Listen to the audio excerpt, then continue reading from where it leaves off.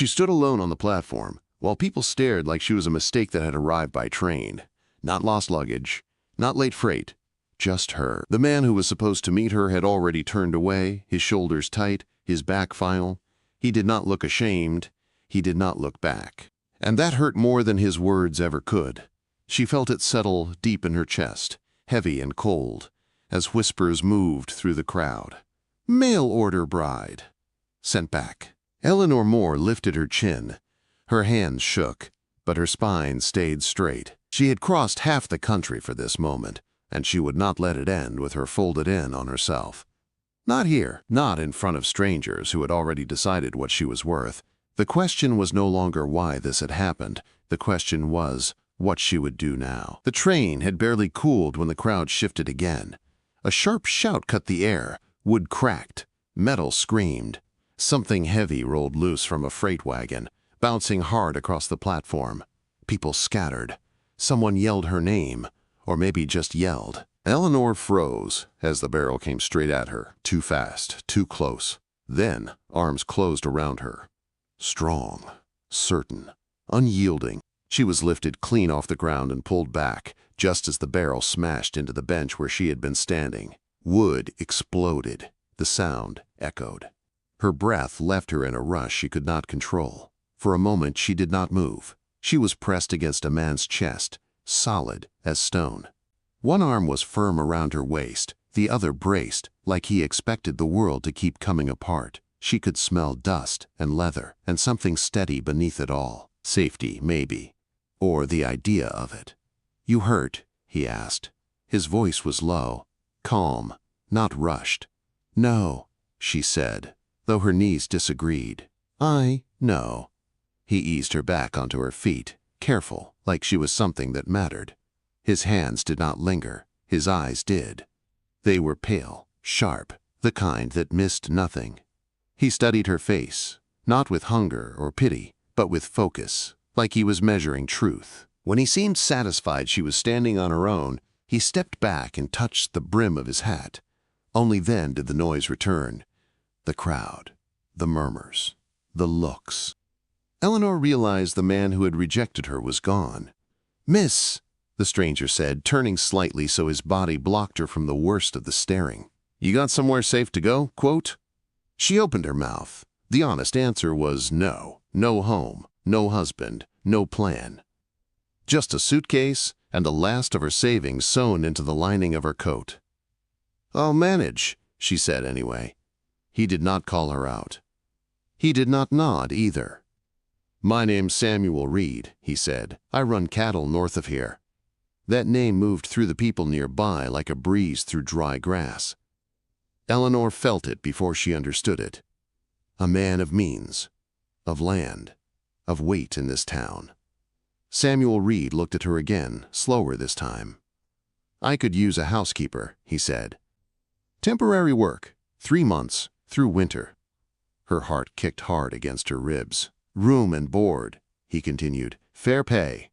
When spring comes, you decide what's next. Stay on, or I buy you a ticket anywhere you want to go, first class." The offer hung between them, quiet but solid. "Why?" she asked. His jaw tightened just a touch. "A man who breaks his word in public doesn't just shame himself," he said. "He stains the ground he's standing on." That was answer enough. Eleanor looked past him at the town that had already judged her, at the station that felt smaller by the second. She thought of nights scrubbing floors back east, of hunger, of being careful not to take up space. Then she looked back at him. "I accept," she said, "for 3 months." Something shifted in his expression. Respect, maybe, or surprise. "Good," he said. "Then come on." He picked up her suitcase like it weighed nothing and led her toward a plain work wagon waiting nearby. The crowd parted as they passed. No one stopped them. The ride out of town was quiet at first. The road was rough, the land wide and open in a way Eleanor had never seen. Grass rolled toward distant hills. The sky seemed too big, like it might fall if no one was watching it. "Why me?" she asked finally. "You could have hired anyone." Samuel kept his eyes on the road. "Because you didn't beg," he said. "And you didn't crumble." She nodded, absorbing that. "My name's Eleanor," she added. "If we're working together." A faint smile touched his mouth. Fair enough. The ranch came into view as the sun climbed higher. Strong fences, solid buildings, everything placed with purpose. It did not look rich. It looked earned. Men paused in their work as the wagon rolled in. They watched her, curious but quiet. Samuel reined in and climbed down. "This is Miss Moore," he said. "She'll be keeping the house through winter. You'll treat her with respect." "Yes, sir," came the reply, easy and immediate. Eleanor felt something loosen in her chest. Inside the house, her room was simple but clean. A real bed, a door that closed, a window that looked out over open land instead of brick walls. Samuel set down her suitcase. "If there's anything you need," he said, pausing at the door, "you ask." She nodded. "Thank you." Quote. After he left, Eleanor sat on the edge of the bed and let the silence settle. Not empty silence, holding silence. The kind that gave you space to breathe. She unpacked slowly. 3 dresses, a brush, a worn book. At the bottom of her case, the letters that had brought her here. She held them for a moment, then folded them away. Outside, the sound of men working drifted through the window. Boots, voices, life continuing. Eleanor stood, smoothed her sleeves, and looked at her reflection. This was not the life she had planned. But it was a door that had opened when all others had closed. And for the first time since stepping off the train, she felt something fragile but real take hold. Not relief, not safety, hope. Eleanor woke before the sun, her eyes opening to unfamiliar quiet. Not the city kind, full of distant clatter and strain. This quiet felt wide, patient, like the land itself was holding its breath. For a moment, she forgot where she was. Then memory settled in. The train, the platform, the barrel. Samuel Reed's steady voice. This room with real walls and a door that locked. She sat up and listened. Somewhere outside, a horse snorted. Boots crossed packed dirt. A low voice carried, calm and unhurried. Work had already begun. It struck her then that no one here waited for permission from the day. They met it head-on. Eleanor, dressed quickly in her plainest work dress, pinned her hair tight and stepped into the hallway. The house smelled faintly of old wood and cold air. The kitchen waited at the end, dim and quiet, like it was testing her. The stove was cold. She rolled up her sleeves and set to work. Building the fire took patience. Small kindling first, then thicker pieces, arranged just so. She adjusted the draft the way her mother had taught her years ago, murmuring the steps under her breath. When the flames finally caught, she allowed herself one small nod. Water came next. The pump groaned before giving way, cold and sharp against her hands. She filled the kettle and set it on the stove, then surveyed the room. The kitchen was solid, well built, and neglected. Men had lived here a long time without a woman's hand, and it showed. Grease dulled the counters. Shelves were cluttered. The floor bore the quiet testimony of boots and spilled meals. It was not filth, it was inattention. She could fix that. The pantry offered limited choices. Flour, beans, salt pork, potatoes beginning to sprout. Enough. She'd worked with less. Eleanor set biscuit dough together by feel, her hands remembering what her mind did not need to command. The back door opened as the oven warmed. Men filed in, stopping short when they saw her. "Mornin', ma'am," an older man said, hat already in hand. His beard was gray. His eyes were kind. "Didn't expect to see you up so early." "Morning," Eleanor replied. "Coffee will be ready shortly." That was all it took. They took their seats at the long table like schoolboys who had learned where they belonged. Mugs appeared. Someone cleared his throat. No one stared too hard. She appreciated that. The coffee went down first, strong enough to earn nods. Biscuits followed, split open and slathered with whatever was within reach. The room filled with quiet approval, the kind that didn't need words. Samuel did not appear. "He's out already," the older man said, reading her glance. "Checks the herd at dawn." Of course he did. When the men finished, they thanked her and moved on without fuss. Plates were stacked, chairs pushed in. The room emptied as quickly as it had filled. Eleanor stood alone again, hands braced on the table. It felt right. She spent the morning cleaning. Properly. Hot water. Elbow grease. Order. Each task grounded her further, anchoring her to the day. By the time footsteps returned near midday, the kitchen no longer looked abandoned. Samuel paused in the doorway. He took it in without comment. The clean counters, the swept floor, the kettle back on the stove. Ready. "You didn't have to do all that at once," he said. "I cook better when I know where things belong." A corner of his mouth lifted. Fair point. He poured himself coffee and leaned against the counter, watching her not with scrutiny, but with something like consideration. "You settling in?" he asked. "Yes." Quote. He nodded once. Like that answered more than the word itself. "I'll need supplies," she added. "Nothing fancy, just enough to keep the men fed through winter." "Make a list," he said. "We'll get it."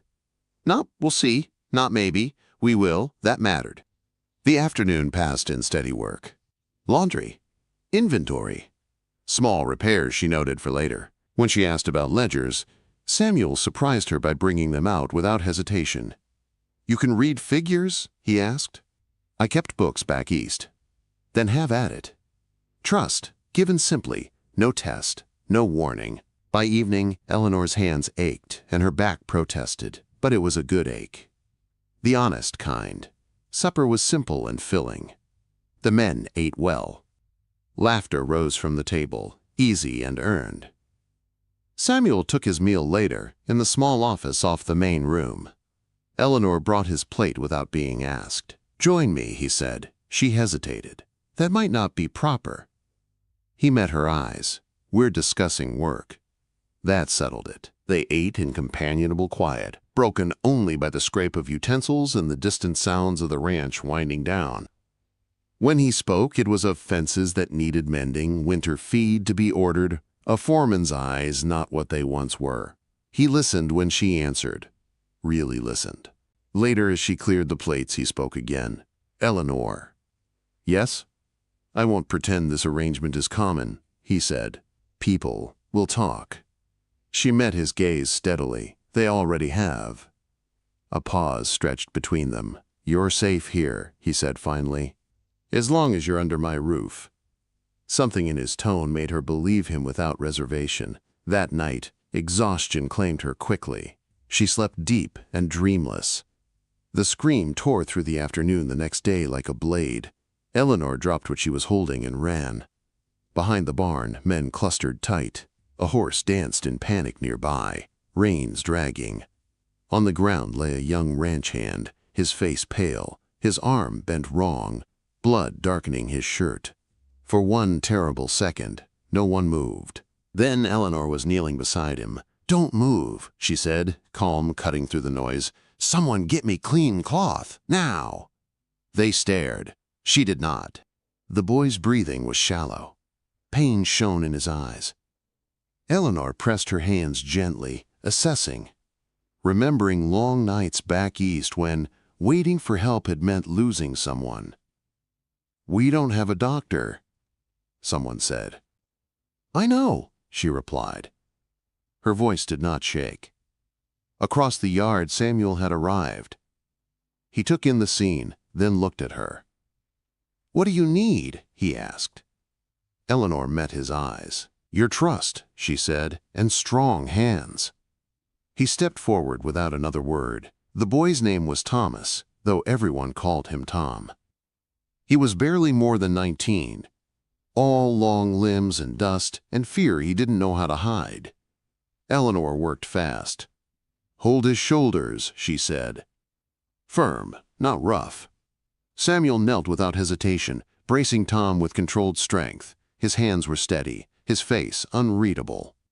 He trusted her without asking how she knew what to do.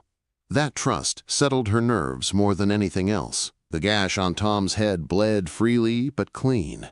Not deep, painful, not deadly. Eleanor cleaned it with whiskey, ignoring his cries, murmuring nonsense words meant only to keep him anchored. She stitched quickly, neatly, the way she had once stitched her father's hand when there was no doctor to call and no money to spare. When she reached his arm, she paused. The break was clean, just below the elbow. Thank God for small mercies. "Tom," she said softly, "this will hurt. I need you to look at me." He did. Tears streaked down his dirt-stained cheeks. "You're doing fine," she told him. "Better than most men twice your age." A corner of his mouth twitched. "On 3, she said to the men holding him. 1, 2.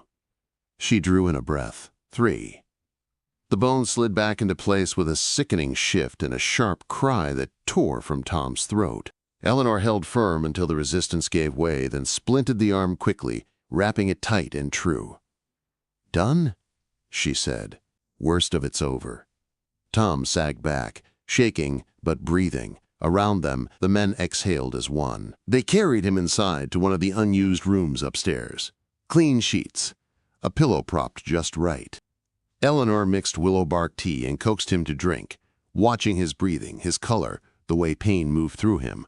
She did not leave his side. Night fell slow. The house quieted. Lamps glowed low.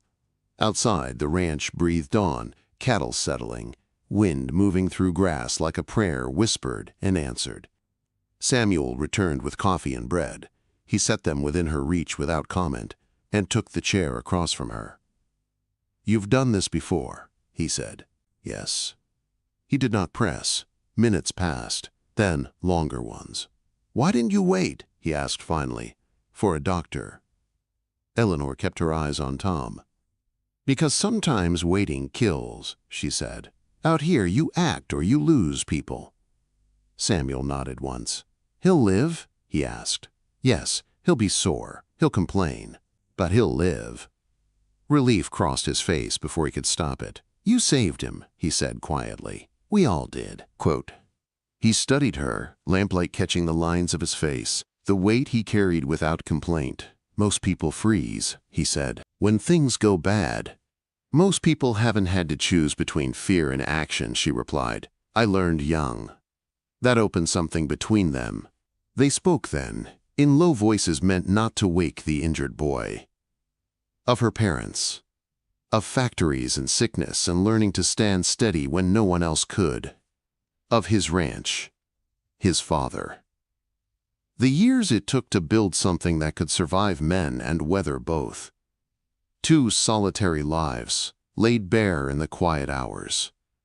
By dawn, Tom's fever had broken. Eleanor sat back in the chair, exhaustion finally finding her. Her hands trembled now that the danger had passed. She did not fight it. Samuel's hand settled on her shoulder, grounding her. "You should rest," he said. "After breakfast," she replied. "Routine matters." He smiled, small and genuine. By morning, word had spread. The men looked at her differently. Not as a stranger, not as charity. As someone who had proven herself when it counted. She made breakfast anyway. Pancakes this time, light and hot. Laughter filled the kitchen. Life pushed forward. Samuel watched her from the end of the table, something thoughtful in his eyes.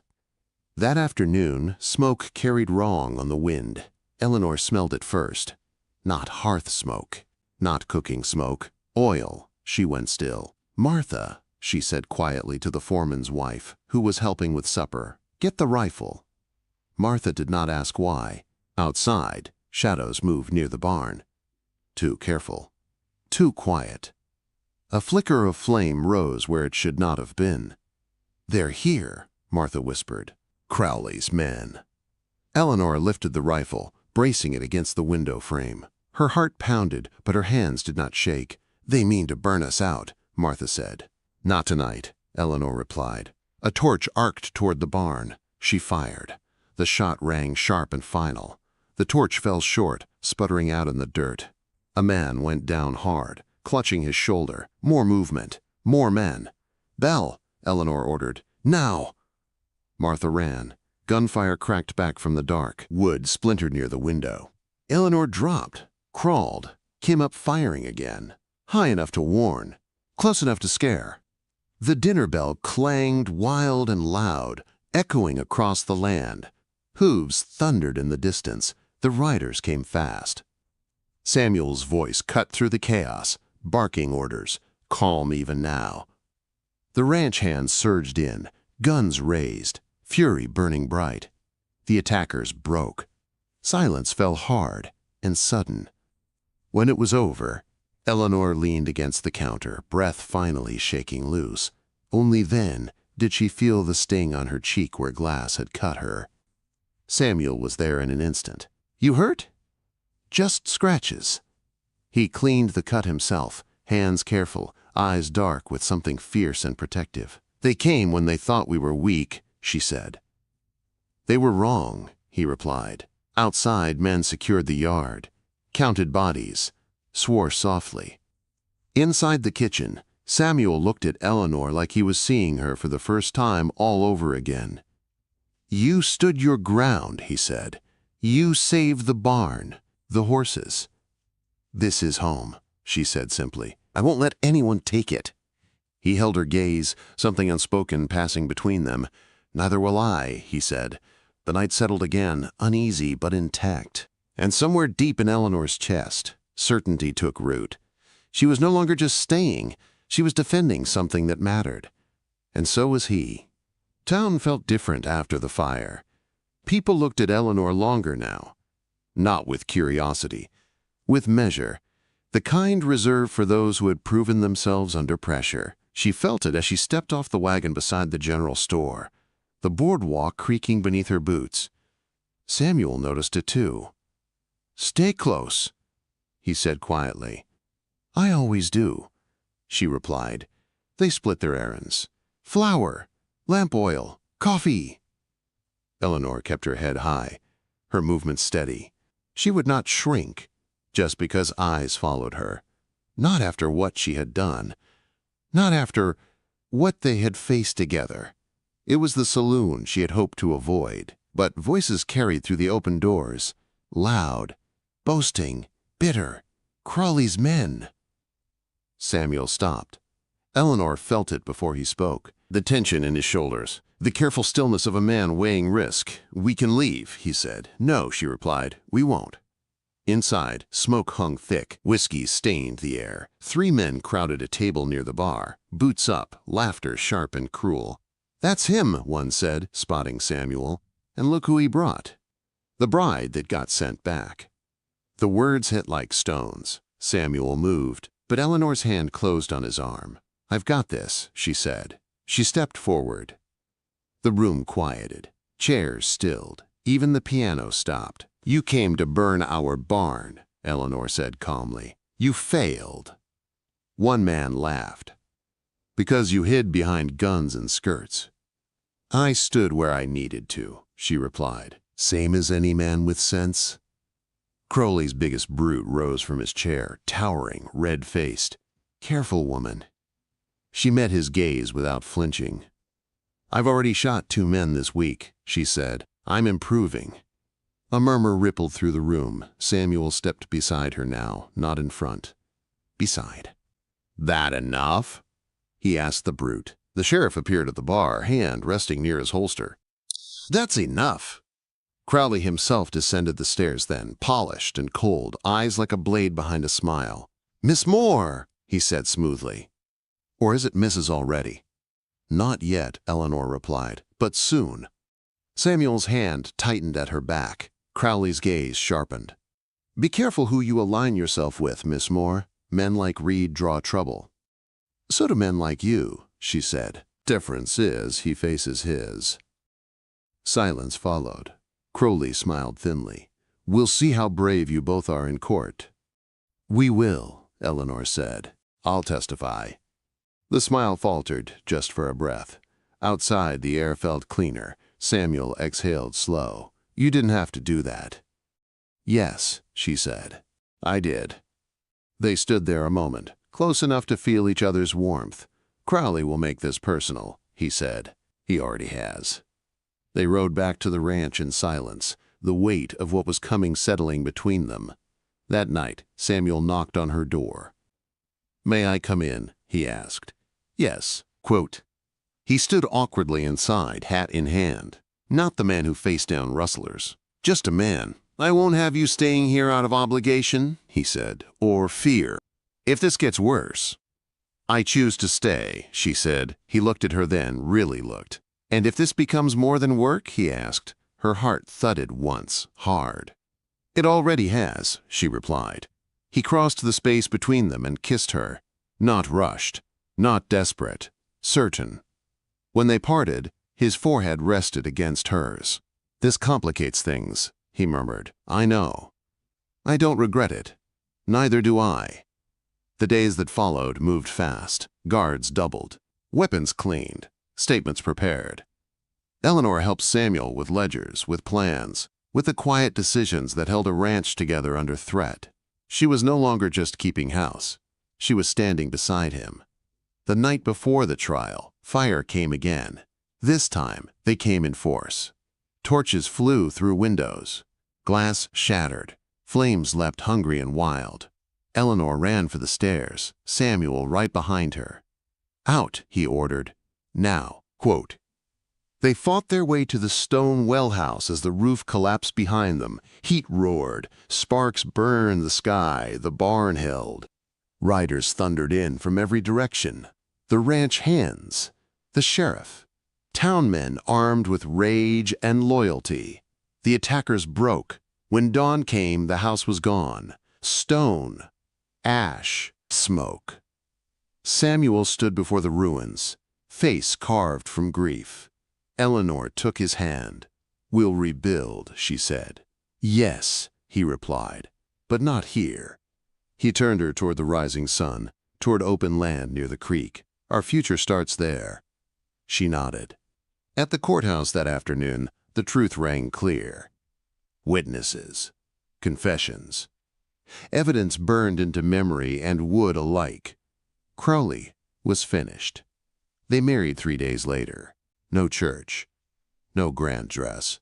Just the land, the people who had stood with them, and promises spoken plain. As the sun set, Eleanor leaned into Samuel's strength, knowing one thing for certain.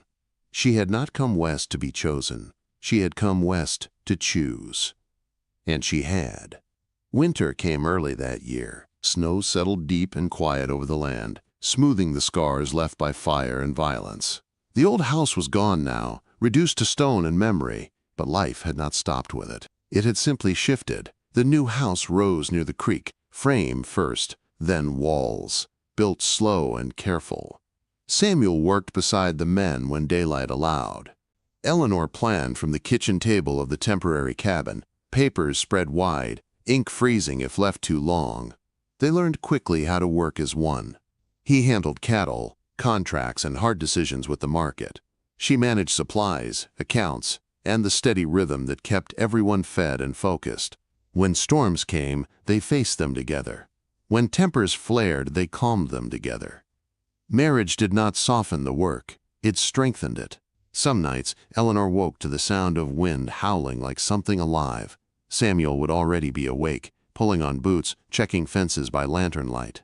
Other nights, she waited for him to return, counting heartbeats until his shape appeared in the dark.